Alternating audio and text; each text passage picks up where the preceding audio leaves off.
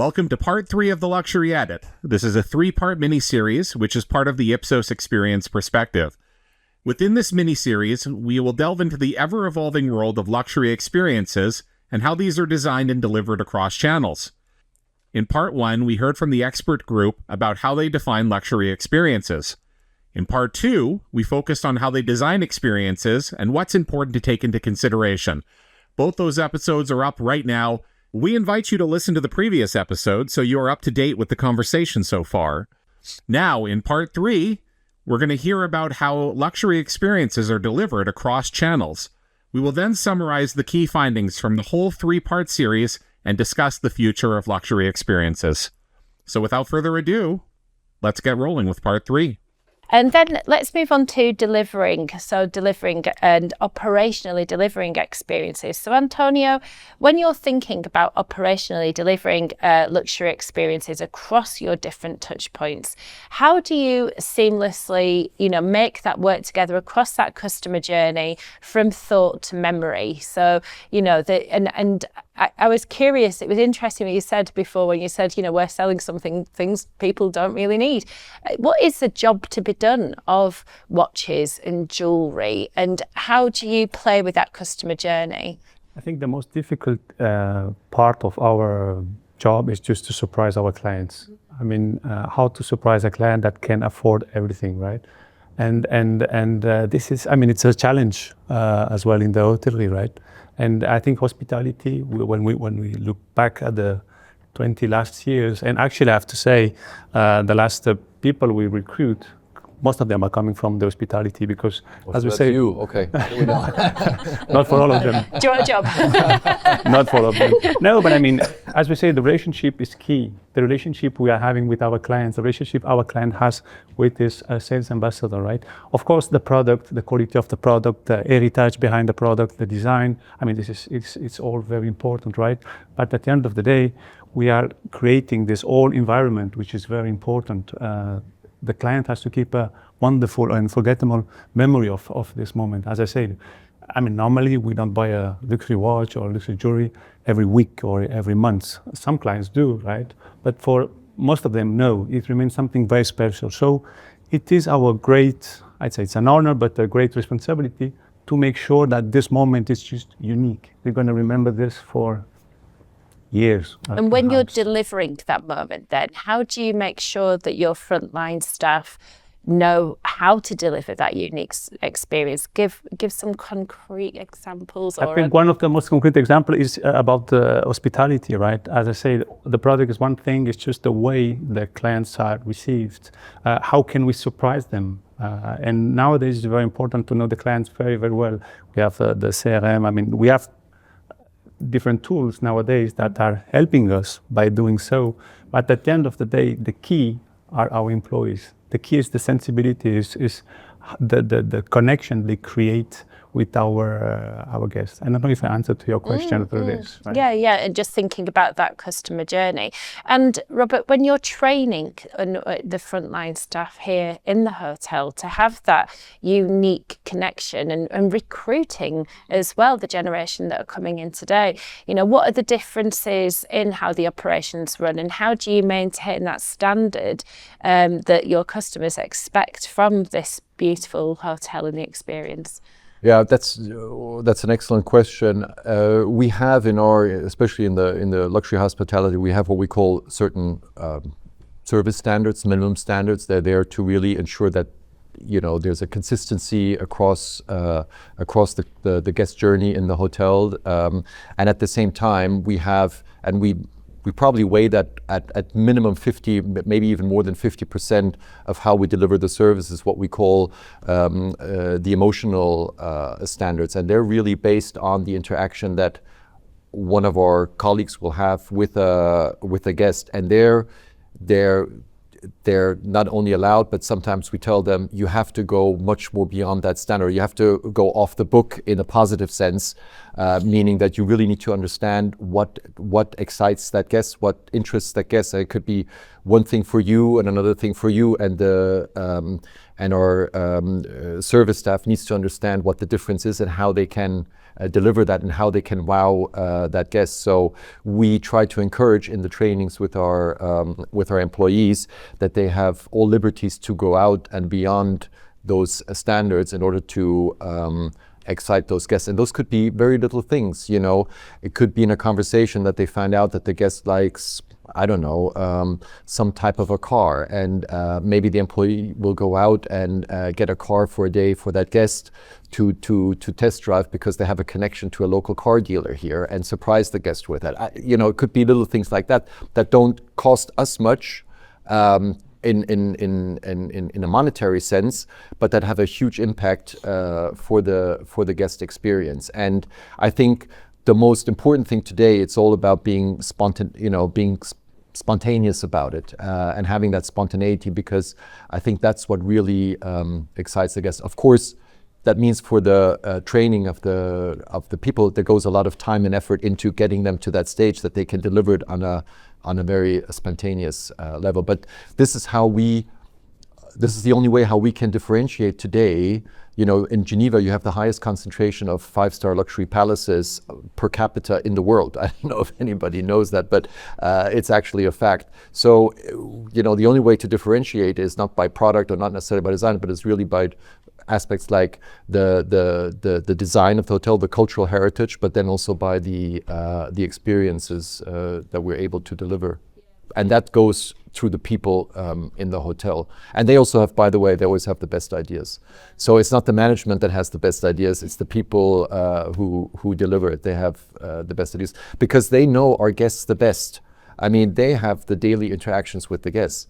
So they're really the experts. Who do I mention that I like Lamborghinis to? Where's that person? Anyone, hopefully. The good thing is that we will find car dealers. Okay, it can take me back to the airport later. Yeah. Not the free bus. There is something I would like to add, and we have to keep in mind, we all have the same clients.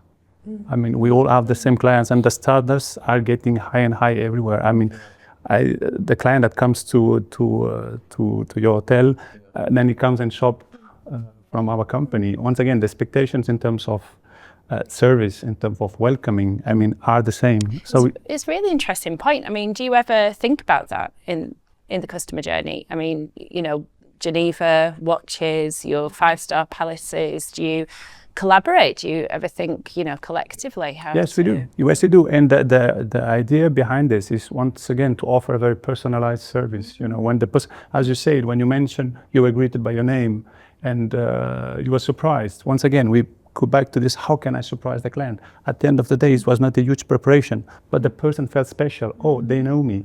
I was expected, right? It's the same. If we have a client recommended by a partner from an hotel and is weighted, he has the feeling is weighted, maybe we already have done a first selection of product based on he wanted to have or to see. You know, he feels privileged, he feels special, and I think it's very important to highlight that. That's really interesting. I would just add, I think for us the biggest challenge, and that's the people challenge that I think we all have, especially in the luxury industry, is already, you know, we're competing for the same people. I mean, luxury retail, luxury brands, hospitality, a lot of, or we have more and more difficulties of recruiting people out of our own hotel schools because they're being nicked by the other. But go to the Hotel School of Lausanne right now during career fair. More than 50% of the brands are there have nothing to do with pure hospitality.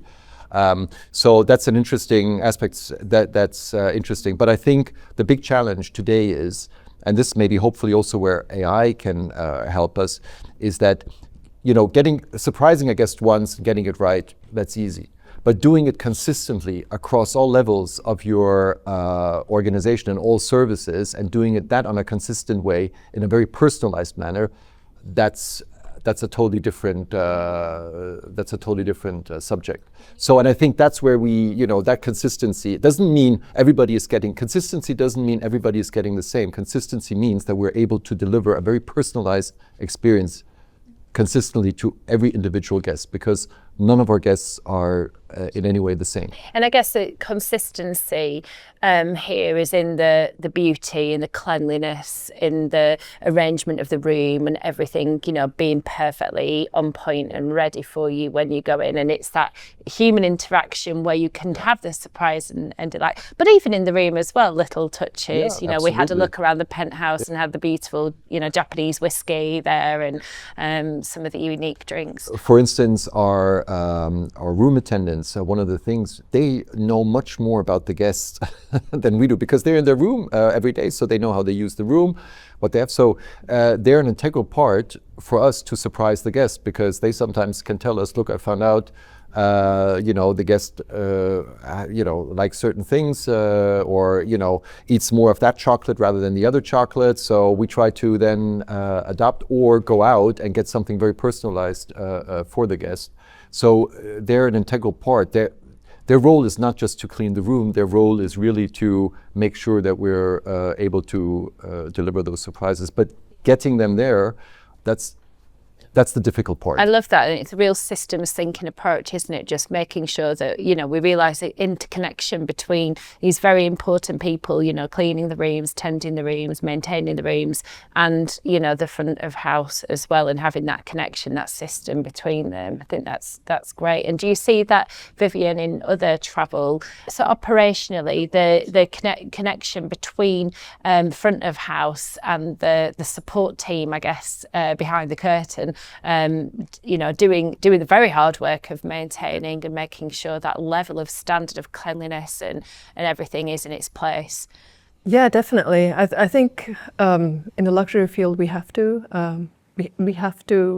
serve the customer, because that's what they expect. As we discussed earlier, I think the standard's so high at this point that in every field the customer will expect that, even in wellness travel.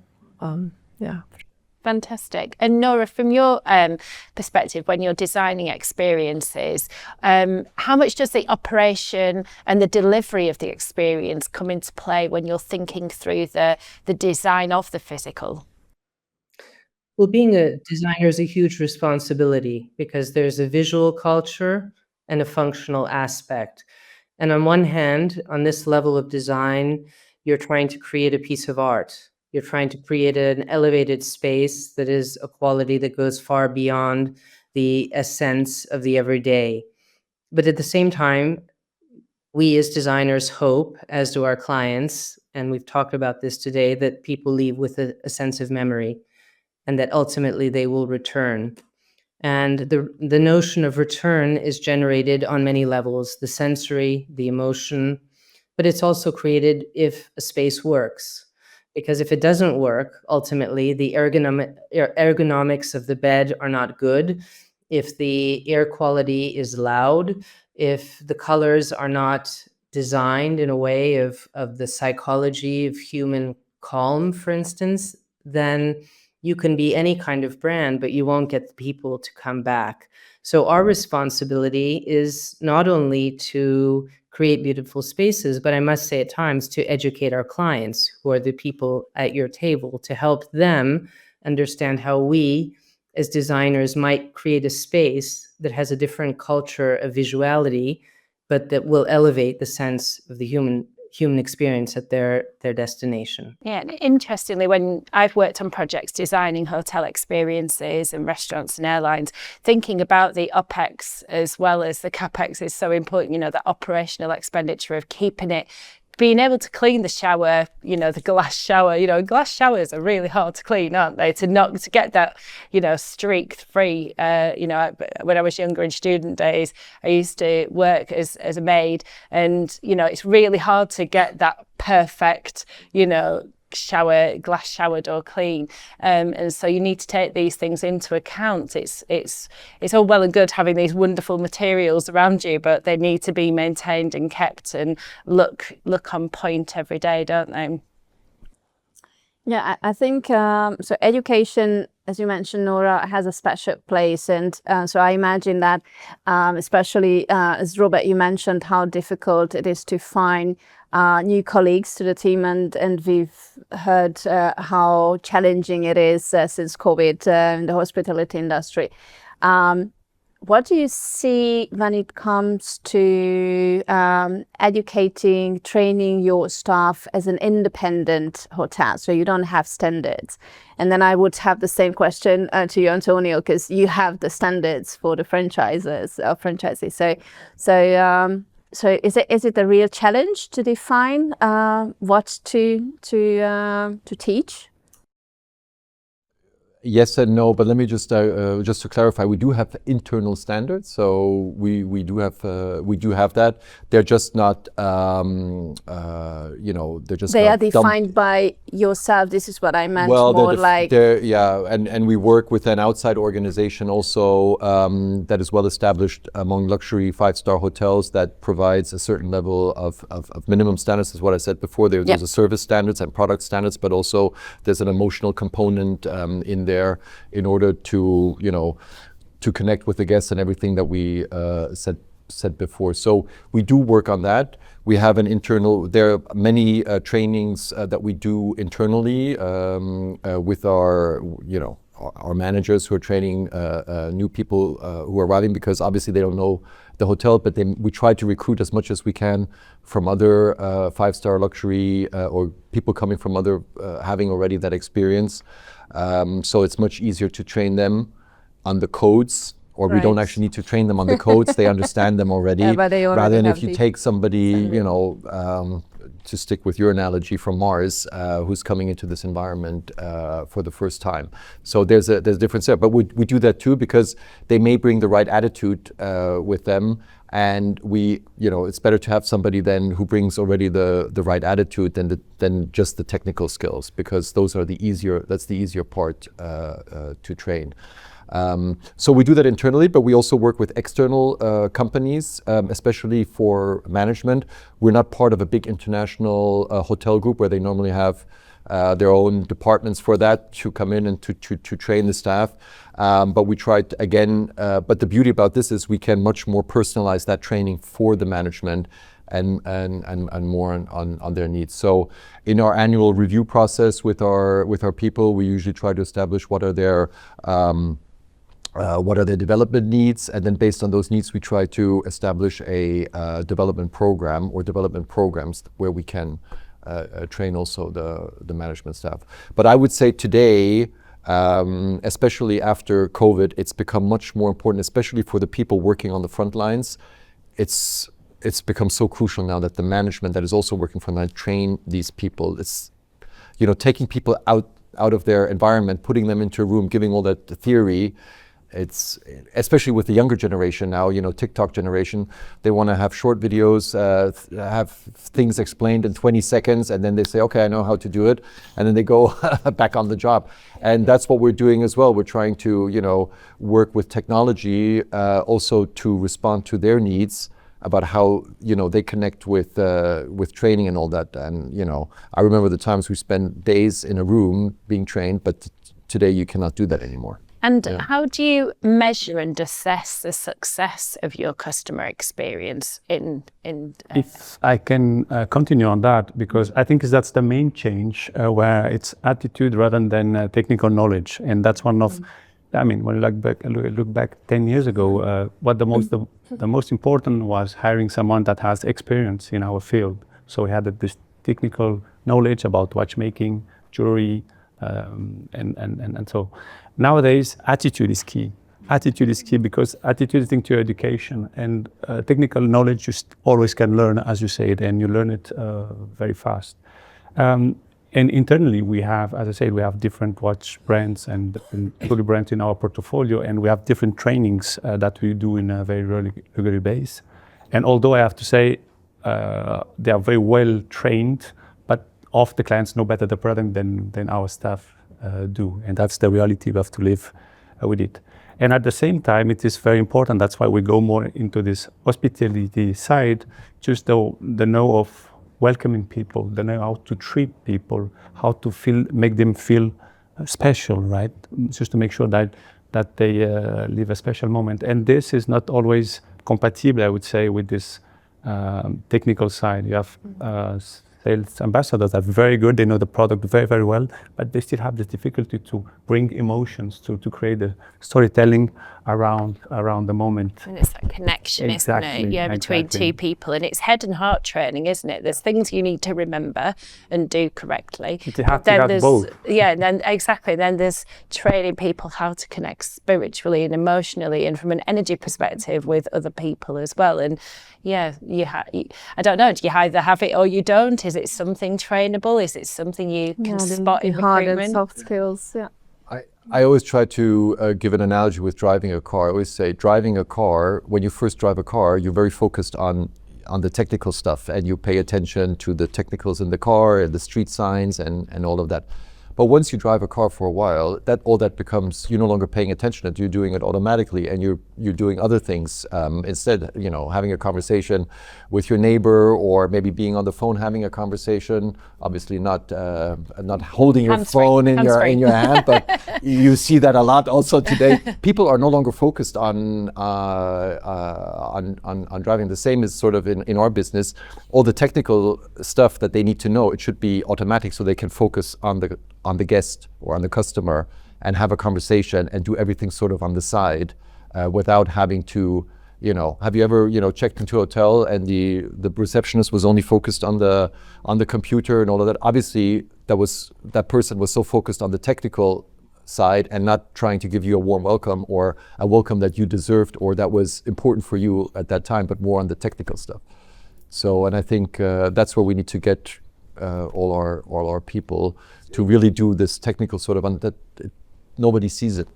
Well, there is a quite concrete example that highlights this very, very well, which is called the rituel Arab. So the Arabic ritual. The thing is, when you enter, actually they don't start showing the product, right? They start having tea together, getting to know each other, right? And only the product comes at the end. So if you start well, the first impression, the first, let's say, it's kind of a greeting, getting to know each other. If this is correctly done, if the connection is there, then, it's already done. It's already sold. The product is sold. The most important part is just getting to know each other. It's the relationship that you are building with your client. Yeah, and I think that I was listening to a really great podcast the other day in the beauty category about delivering luxury experiences, and they were talking about the importance of enthusiasm, but not desperation. You're not trying to sell somebody. You're sharing a passion. The people are excited about your watches or your jewelry or your hotel or the wine. I mean, I previously used to work in the wine industry, and we all had to be educated in wine and be really passionate, which I am passionate about wine. And but that passion is infectious, and it's great if you can have a knowledgeable conversation with the customers that come in and the guests that come into your stores and hotels. So I think that passion is really important, as well as technical expertise and knowledge. And yeah, it's quite a challenging job, really, isn't it? When you think in our field, it's key. It's really in the center. Without passion, you cannot do this work. And especially as well in hotellerie, it's a tough work. Work 7 days a week, almost 24 hours a day, and you need really to be passionate and to take a certain pleasure from what you are doing. And once again, we should never forget that we are serving our clients. We are at their service, and then we get a certain pleasure as well from that. We are sharing emotions. We are sharing passion. We have the same topics. And it's a privilege, isn't it, really, it is. for you to spend time with them as much as it is for them to spend time with you. And I can't not ask this question. We're from the world of research. So out of curiosity, how are you measuring, the experiences that you are designing? We've talked about design. We've talked about definition, design, delivery. And ultimately, you have KPIs that you're tracking, how you're getting on. So how are you measuring your experience and knowing whether you're hitting the mark and meeting people's expectations? Actually, like many companies nowadays, we do have this called mystery mystery shopping. There are some mystery shoppings that are done internally, and of course some that are done by the different brands. Being on the top or getting the top, it's quite easy. I mean, let's say everyone can do it, but the most difficult it's to stay there, right? Because we are human beings, and maybe we have an employee that a certain day, provide a great service. We have great feedback, and maybe one day, for some reason, the level was not 100% as we were expecting, right?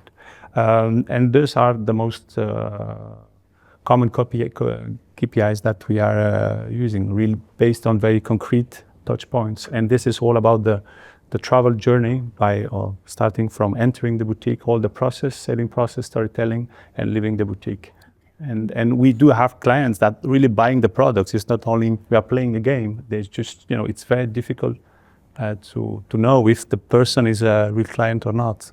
And through this, the idea is really to know, okay, where do we stay in terms of level and what can we improve? And those KPIs are very, very important, obviously.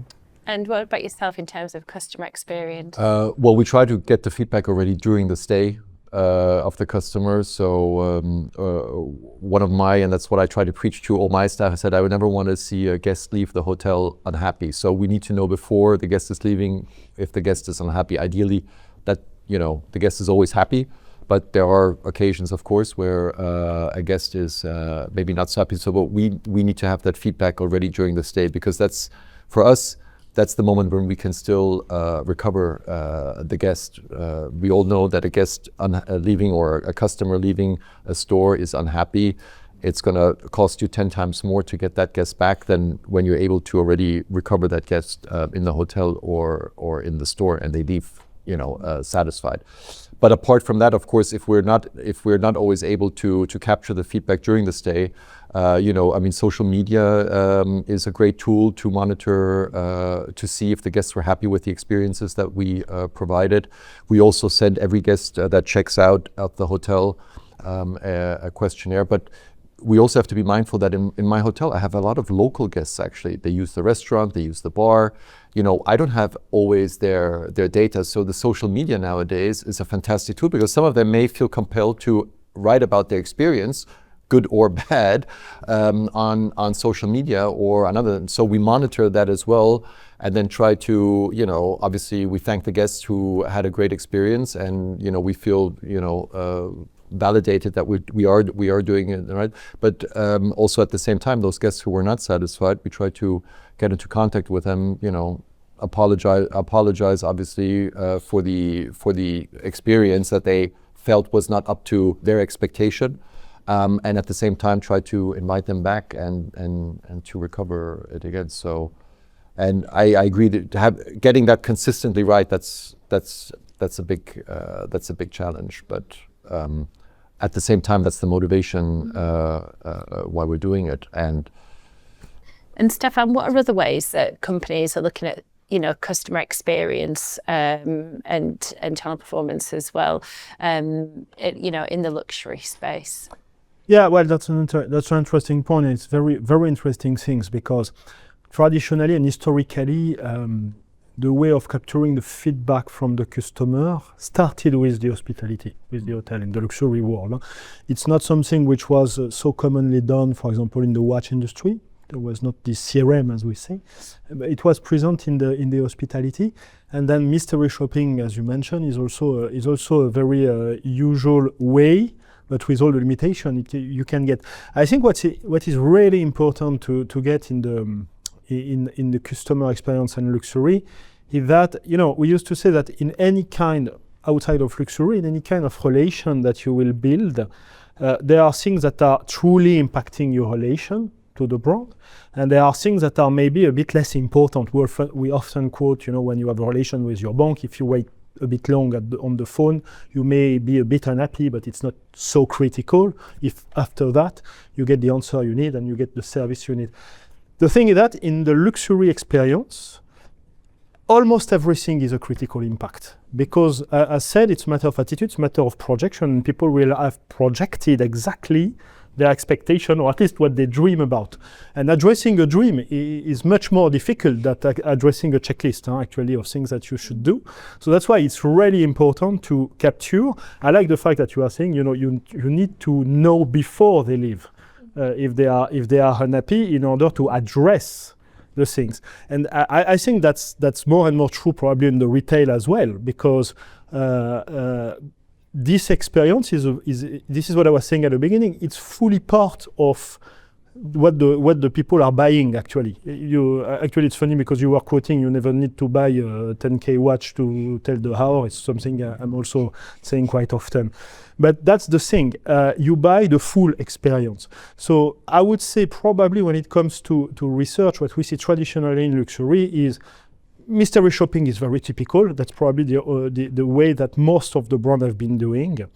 But probably what is becoming really important now is this customer centricity. So taking this inspiration of what hospitality and hotels are doing is probably true and should apply now almost across all the industry.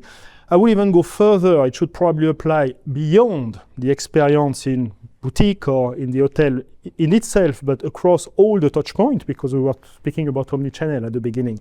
But actually the experience that you get on a website, for example, is already an experience, should already build part of your experience.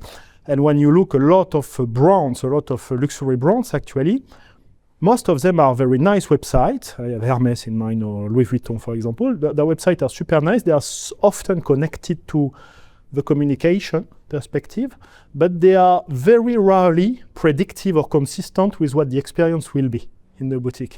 And in this sense, it does not necessarily create the consistency. So I would say being able to measure all the ecosystem, so meaning understand all the touch points that matter in building this experience, and being able to understand if the experience was delivered rightly on the go is really important. That's really a trend which is absolutely... And tuning into that customer experience in the touch points, Exactly. in the website or in the store or in Absolutely. the hotel, and afterwards as well. And Yeah. getting that reflective view of your customers and your guests. Yeah, but well, you see, you can imagine. I'm taking the spa often experience that are becoming more and more, luxurious and premium and so on. And actually, you get a lot of this spa of well-being experience that are providing absolutely amazing experience, and even really raising the bar higher and higher when it comes to the experience you get. But often the issue comes from everything that happened before and everything that happened after. And I'm often quoting there a lot like that, where you will be booking pretty much your experience as you would book an hotel in booking.com or something like that, and pretty much it. If you're lucky, you will receive some emails that are fairly standard and so on. And very, if you're lucky, you get sometimes some feedback a bit after your visit, but a very CRM style. You were quoting, you were delighted this morning to be called by your name, without expecting it. But actually, this is what happened. When you are booking, maybe 1 month in advance, an experience, a spa, same for an hotel, this is the moment where you start to project yourself as a customer in what will happen or what you would like to happen, or what is your dream about that. And if the way you are accompanied during this stage before the experience is well done, saying, doing a bit of teasing and maybe asking you your choice of, what you would like to drink, or do you have any preferences in terms of, I don't know, music or whatever, things like that. And then that after the experience, then you get, of course, the first email to know if you are satisfied, but then after you can have a follow-up if it's a well-being, massage experience or something like that. Facial treatment, for example, 1 week or 2 weeks after to know if you are still happy about the results on your skin, if anything happened. You know what I mean? It doesn't build at all the same relation. On one hand, you have provided a very high-end service or high-end product. On the other hand, you have provided a fully integrated experience. That's what today makes the difference. Brilliant. So we've talked about defining, designing, delivering experiences, and how we measure them and how we manage them. So let's talk now about the future. So Nora, from your perspective, what do you see coming on the horizon in the world of luxury? Well, we did speak a lot about AI, so I hope that my design services won't be replaced by AI, and that we can keep designing spaces as people, personally, with the narratives that we find important. But to look a little bit in the future, I think, again, I sense kind of a realm of contradictions. We are currently designing 2 5-star hotels in Budapest as we speak. And the pressure to deliver more quickly, more efficiently, the awareness of the hotel owners, that there's a pressure financially to maintain the whole entity as a commercial venture is more poignant these days, and putting a lot more pressure on us to be kind of in a realm of efficiency as designers. And that notion of speed is somewhat contradictory to all the experiences we've been speaking about today.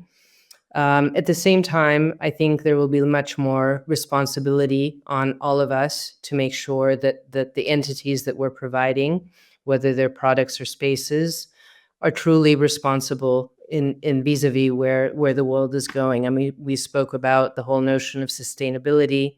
I think that beyond the whole marketing narrative of sustainability, how people travel, where they will travel, how they get there, what they will be seeking, all of these will be translated into the spaces that we design. So I think that there's one message, which is one of efficiency, as people delivering the services for these spaces. On the other hand, I think there's one of a human condition, that we will have to be aware that the whole realm of materiality, of how people embrace the whole planet, will have to be more responsible. And I do not think that we as designers delivering these spaces can avoid these messages of what's going on. Wonderful, thank you. Vivian, how about you? What's your... I still think it's very much about community, which we've talked about. Presence, I think it's still, like luxury is very much about presence. And then being immersed in different cultures. For example, I had the opportunity to travel to Nepal the other day, last month, and they're introducing luxury to their audience because it was a backpacker paradise up until now. And so now they have a few luxury hotels, and I was able to connect with the community there. So we were able to kind of visit this Buddhist village, which is, you know, so remote, nobody even gets there.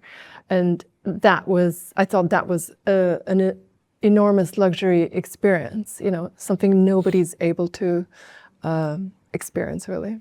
And just having that, again, timelessness, you know, like being immersed where you get to look at your phone and it's getting harder and harder, isn't it, with globalization, to go to a different city. I mean, you really do have this hunger and need to feel an authentic, real experience that is native to the culture, and is really representative in terms of food and in terms of, you know, an experience. And it is quite difficult to find that, isn't it, these days? Yeah. Or even Wi-Fi free zones, you know, that hardly exists nowadays. Yeah. And that's interesting. I think that's a luxury, for example. You can see lots of luxury hotels and luxury experiences locking away your phone in a steel box for the week. I think that'd be amazing. Great. What are the drivers in the retail luxury you think that would define the future? I think, as I said before, I think future is bright. People will always like to have wonderful watches, wonderful jewelry. I think the most important, the main challenge for us is just to adapt ourselves to the needs of the new generations, because obviously, as we mentioned before, the way the new generation is consuming luxury goods, it's a bit different how the parents they used to do. And it is of course very important for us that we have to adapt ourselves to these needs. Something that we notice and is going strongly in that direction is really the hospitality. I mean, nowadays it's not only about the product, it's not only about the image or the design behind, it's really about the history and the values behind the brand. Through the acquisition of this brand or this product, I'm taking part of the history of the brand, and I identify myself to this brand, right? And the new generation is really going into that direction. The storytelling became very, very important, and oft more important than the product itself, right? And I mean, interesting challenge ahead, but the same time very interesting. Yeah, and I think just to bring a stat there to represent that, 70% of customers buy brands that reflect their personal values, and that's coming from our recent global trends work. So we can see that need for people to really tune into brands that are representing their personal values as well. It's interesting to see as well, especially the Generation X and Y. The parents, they had this need of owning something, right? And we noticed that the new generation, they rather prefer to have it for a while, enjoy it for a while, and then having the possibility to sell it back and buy something else, right? And they are not so loyal as the parents used to be, right? Normally, let's say I receive a specific brand for my 18th birthday, and then I buy a second one when I get married, and so on. But I stay with the same brand, right? Nowadays, there is no loyalty at all. From one side, it's good because there are other possibilities in terms of gain new clients for different brands. But we have to live with that. I mean, nowadays, you cannot count on the loyalty of this generation because they are looking for a different experience from different designs, different histories, and what is true today might not be true tomorrow, right? So very interesting for us to adapt ourselves to the expectation of this new generation. Exactly, and expectations, as we know, are so important. They're looking for that, for you to meet their ever-growing expectations. So does it also mean that, for example, so if there is no brand loyalty, then you would reinforce the second-hand market of yours? There's no brand loyalty. There's still a brand loyalty, but less brand loyalty. That's true. And the certified pre-owned and the secondary market, it's a great example, and the figures are there. Normally, the secondary market should overtake the first market. We are talking about 2027, 2028, and it is important that you have retailers that are there to actually provide a service linked to that, right? Because that's the way the new generation is consuming watchmaking or cars. Or I mean, if you're looking for a specific car, specific model, I mean, you cannot buy it new, right? You need to have it from the secondary market, and it is important that you have someone that is going to give you the guarantee that what you are buying has been treated or refurbished in a proper way, and that's the direction we have to take. And they can have the second life. This is why I love the French expression, not second hand, but having the second life. We even go to pre-loved. Pre-loved. Absolutely. But it's something about Mr. Biver used to say, we are, tools of eternity. It's true. I mean, when we talk about a mechanical watch, you are something perpetual. I mean, as long as you take care of it, you can hand it to the next generation, right? As you said before, I don't know if the next generation still want to wear a watch or not. This is a different topic, a different story. But still, it's something about, timeless. Yeah. The new generation can become the next owner, actually. Completely, and that's the aim. That's exactly the aim. I'm just making some notes here because I'm just thinking if we were creating a recipe book for, creating great luxury experiences, I'm just noting down some of the themes. So I'm just going to read through some of the themes I've collected out of our conversation. And then I'd love for you all to add, to it if I've missed anything. So if we were creating in no particular order, a great recipe book for designing and delivering luxury experiences. First of all, it's understanding expectations, the role of expectations. I think expectations play a wonderful role in the actual experience. And I was reading a study on happiness, and it was saying that actually expectations are a really important part of happiness. And if you're booking a holiday or booking a trip or going, shopping for something or having a day out, having a little bit of time between booking it and when you go is great because it's part of the experience in itself, that journey to the day or the day that you leave, the day you go on holiday, and building up that expectation. And you can be part of that story as a brand. You know, as we heard before with Robert saying, you know, when people are booking their hotel visits, it's really important that we're also talking to customers in that time, from that moment that they're booking and researching through to the day that they come. So expectations are really important. Emotional needs, we've talked about the importance and the value of emotional connection and building relationships. And we know this from, as I say, from our global customer insights work, that emotions really do drive advocacy, retention, loyalty, and improve operational efficiency as well, having that human connection. Customer journey from thought to memory. I mean, all of our customers are on a journey from the minute they think they want something or to go somewhere, all the way through to having that memory at the end. How can you play? What role do you have across the whole entire customer journey, not just in the store, not just on the website, but across the whole customer journey? And anything you'd like to, before I read through any more, anything you'd like to comment on there to build on those three? Maybe I would say understand exclusivity. What does it mean?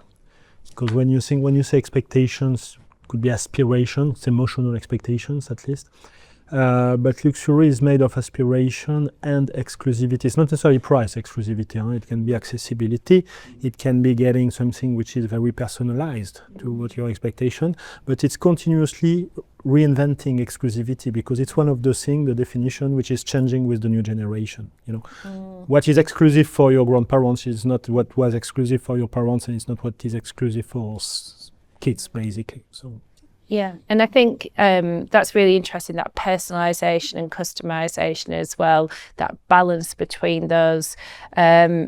You know, time, we talked about the importance of time, the gift of time, that chronos and kairos, that time that you give to people to really lose themselves in an experience. Education as part of the customer journey, so teaching your customers something new. Sense of place, Nora's talked about that a lot, you know, really tuning in and connecting in with a location, including the customer and the support team behind the scenes as well. That connection to heritage, there's that real fine art, isn't there, in luxury, between that balance of heritage and history and modernity and fresh and unique. And there is this balance that that we need to achieve. What are your thoughts on those? I mean, I can give very concrete examples. I mean, when you look back, and here I give very concrete examples linked to the watchmaking industry. I mean, some of the last models that came out were inspiration from models that were done in the 70s, on the 60s, on the 50s, bestsellers from that. I mean, and I think it's very important. Most of the brands have a great heritage, and they, since now we have seen the trend since 5, 6, 7 years, started before COVID. They are going back again and looking, say, okay, what have we done? What we have already in, because I mean, being creative, coming with new ideas, new designs, you know, first of all, it costs a lot and it's difficult, right? But some of them already have a treasure on the heritage. And some of the brands understood how important it is just to come back to do kind of a revival with several models that had success in the past. And they are, I think nowadays, most of the brands that I can mention today have done this exercise, right? Just going back, picking up in the heritage what was successful there. I mean, it's something we do in design as well. I mean, we are just doing, you know, it's a perpetual circle, if I may express myself. So, Nora, any other thoughts? Yes, well, I think one of the interesting things that we're doing, we are all catalysts between people and a context. And for instance, I think that we're not only designing spaces, but we're designing windows that go beyond the space that we're in. So in the case, say, of Budapest, a city that until 30 years ago was kind of locked away from many people, we're now creating a window that gives a whole cultural indulgence that goes far beyond a given building. Or the way Vivian was saying that given a platform in Nepal, suddenly you're creating a window into a far greater realm that goes beyond the context that you might have initially thought of as the catalyst for your human experience. So I think it's a really big opportunity to create synergies, not only between the given space and product, but between the product and space, and a much farther context within which you're placing that entity. Wonderful, thank you. And I think that training aspect as well, that training of the head and the heart, and also that managing and measuring experiences and making sure that you're picking up, on your customer experiences, are you really achieving what you've set out to achieve? And making sure that you're setting the right KPIs and the right goals to really feed that back into the system to identify where to make improvements along the way. Well, thank you, everybody. That was so interesting. Thank you so much, Robert, for hosting us here in your fabulous hotel. It's been an absolute privilege to come here to beautiful Geneva. And thank you to all our guests. Thank you, Vivian and Antonio, Felicitas, Nora, and of course, Stefan and my co-host, Anna Maria. Thanks, everybody. Goodbye. Thank you. Thank you. Bye. And with that, we've come to the end of the Luxury Edit. And what great findings! We hope that you found the insights useful, and we'd love to support you in the measurement, management, design, and delivery of your experiences across all channels. So please reach out to Ipsos to start a conversation today. Ipsos.com is a great place to start, or email us at experienceperspective@ipsos.com. Thanks for listening.